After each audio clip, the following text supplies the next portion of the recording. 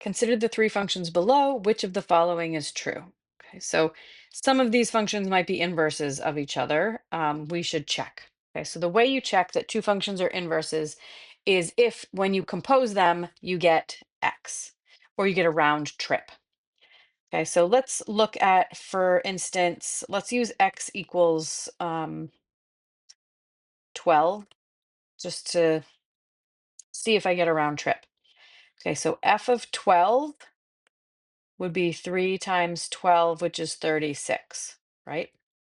Now, if I take g of 36, if f and g are inverses, then I should be able to take this output from f and put it into g, and I'll get the 12 back. I like to call it a round trip.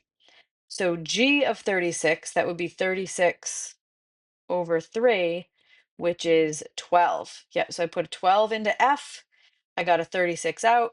Take the 36, put it into g, you get the 12 back again. Okay, so that means f and g are inverses. Okay, and let's just check the others. Okay, make sure that's the only pair. Option B here was that g and h are inverses. So let's see, g and h. So let's do x equals 6. Well, we could do 12. We'll do 12 for all of them. Okay, so g of 12 would be 12 over 3, which is 4. Take that 4 and plug it into h. H of 4 would be 3/4. Okay, so I plugged in a 12, I got a 4 out, take that 4, plug it into h, and you do not get 12 back. So these are not inverses.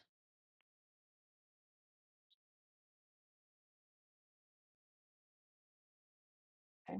And then let's look at, we did G and H, not inverses. We did F and G, inverses. Let's look at F and H.